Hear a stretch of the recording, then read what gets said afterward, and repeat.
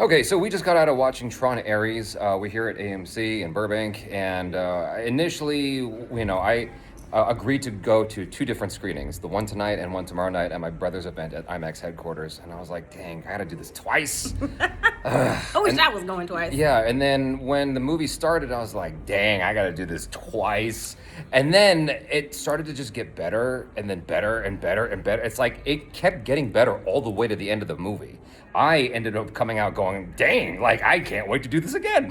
Yeah, the movie drives. Like from the beginning, it picks up, drops you in, and it just moves. It continues to escalate further and further and further until like the climax, which I thoroughly enjoyed this film. Yeah. I can't wait to see it again, like I already said. So one of the biggest things that you immediately notice when watching Tron Legacy, I know it's been a minute for you, but I just watched it, and one of the biggest things you notice immediately is the music. And I gotta say that like the music in Tron Legacy is better. I think that this is a good follow-up.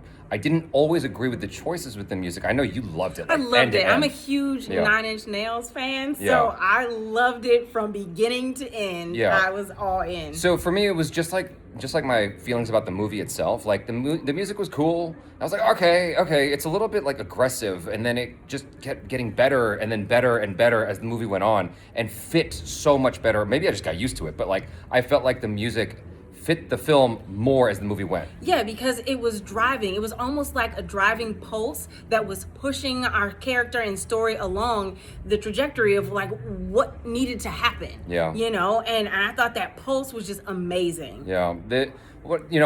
When you're revisiting the world of Tron, you're like, well, what else can they do with this story? I haven't seen a single trailer, just so you know. I came into this totally blind. I saw one, and then I stopped. I was just floored. Like, you get to the 20-minute mark, 30-minute mark of the movie, and I'm like, yo, this is what we're doing. This is crazy. And then it just gets crazier as the movie goes. In case you haven't seen the trailer and you're just looking for like as spoiler-free thoughts as possible, I'm not even telling you anything about the story in this video, just all about feelings and touching on some of the ideas and concepts of what happens.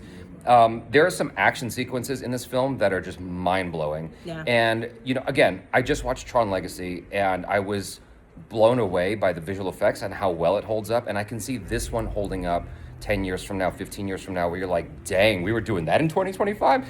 I mean, it's just beautiful. And I strongly recommend watching it on a big screen, too, because, like, the sound, the rumbly theater. Yeah, the IMAX was really cool to see it in.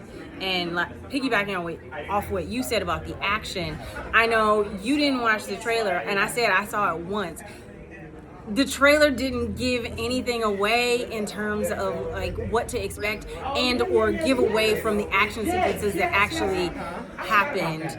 They still lived up to the hype, and it was so much fun, and as well as the characters. I thought the characters were definitely... Let's back up a little bit. We're getting some heat over here. I was like, keep going. No, I was gonna say like the characters were definitely like three-dimensional, and I was able to connect to everybody.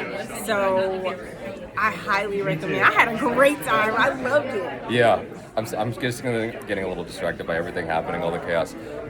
So yeah, the action was amazing. There are some things that are just like very inherent to Tron that you look for, that you recognize, like with the motorcycle stuff, and it's got the trail behind it. They took that concept and they ran with it, and they were doing all kinds of nasty and dopeness in this movie. I was like, whoa!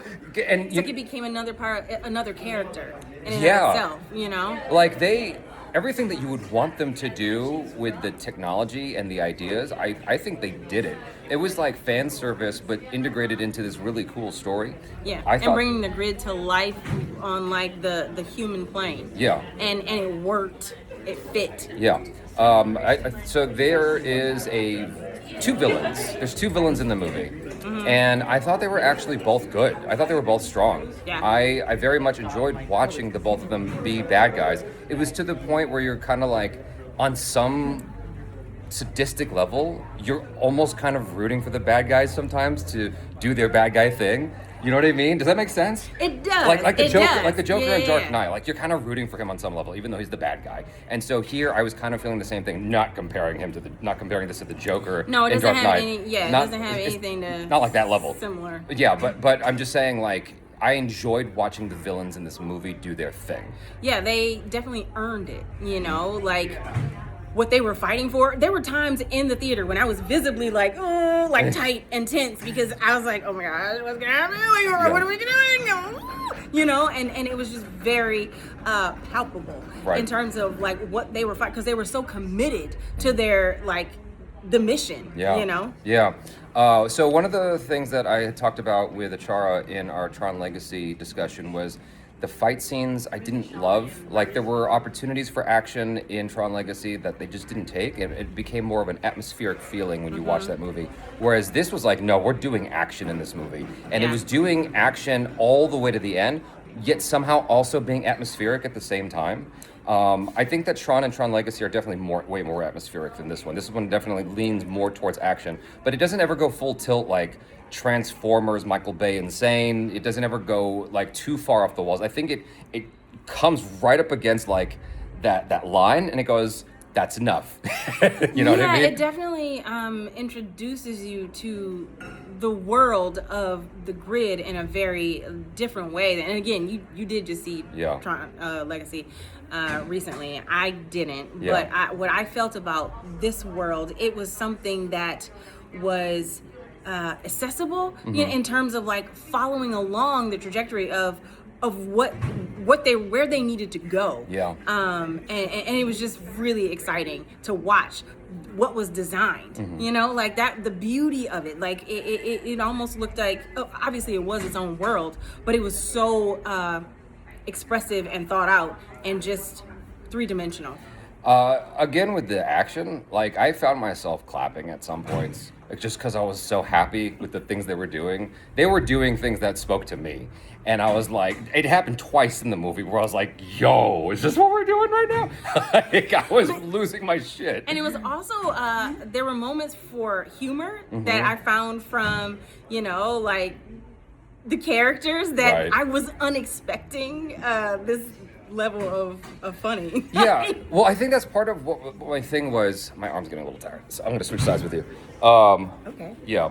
That was part of my thing with the movie initially, was that like I wasn't sure that I was loving the characters. Because they throw a lot at you. They throw so much at you in the first like 15 minutes of the movie. It almost felt akin to what they did at the beginning of Mission Impossible, the latest one with I was gonna say with Tom Cruise, even though they're all with Tom Cruise. You know what I'm talking about? The Final Reckoning. It's like the beginning throws a lot at you, and so does this one. And so by the time you get to the characters, it's just I'm a little bit tired, and I'm not sure that I'm loving the characters. I don't know why I'm watching these people. But then the movie keeps moving, and I get on board with them, and I'm like, you know what? I'm actually rooting for them. I'm actually really happy for them. I want to see where this goes. I'm rooting for them now. You know? I loved everybody from the beginning. Yeah. Sorry. We know, Cortney. I mean, I'm just saying, like, you know, like.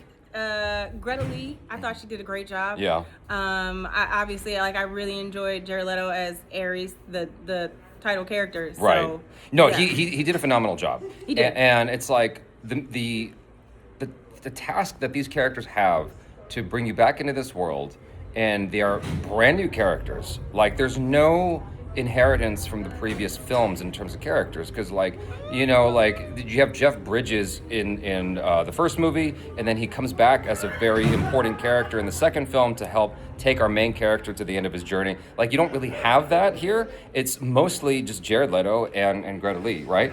And so with that, it's like, that's actually a tall order to ask of your audience. It's a tall order to put on the actors.